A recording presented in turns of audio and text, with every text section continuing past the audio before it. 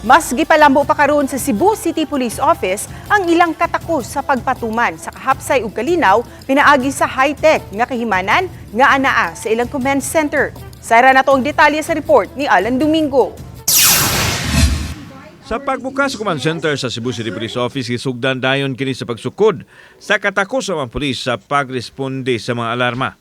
Mismo si Mayor Nestor Archival o Police Brigadier General Rodrigo Baranan ang nihatag og senaryo sa mga responding policemen nga anaa sa gawas. Samtang nakita ang ilang lihok sa mga opisyal nga naa sa sulod sa command center. Mga kapuso, natakaroon diri sa sulod sa command center sa Cebu City Police Office. Diin doon pahigayon nga simulation exercise pagsukod sa katakos sa atong kapulisan sa pagresponde sa alarma mga kapuso. And all is done, the city mayor ang nag-tanaw ni karon kauban si Police Regional Office 7 Regional Director Baranan.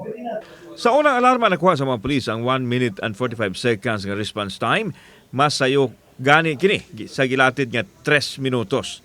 Sa ikaduhang higayon, ang mayor mismo ang mipili sa dapit nga respondihan og nakuha nila ang kapin sa usa ka minuto.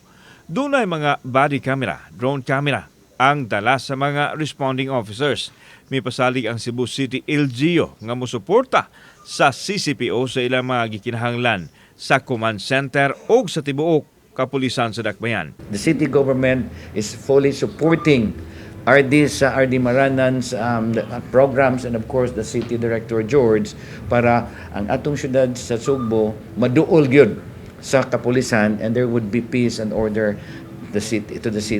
Nasaran nga gitagalan ni Police Brigadier General Maranan si Colonel George Ilanan ang OIC sa CCPO nga humanon hangtod sa Disyembre 31 ang pagtukod sa command center og nahimo kini sa wa pa ang target completion.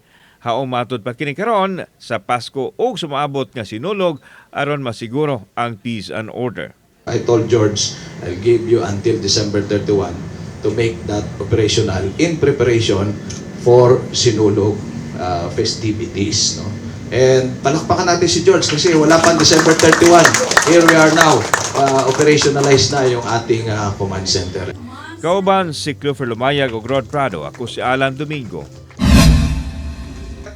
Balita Bisdak.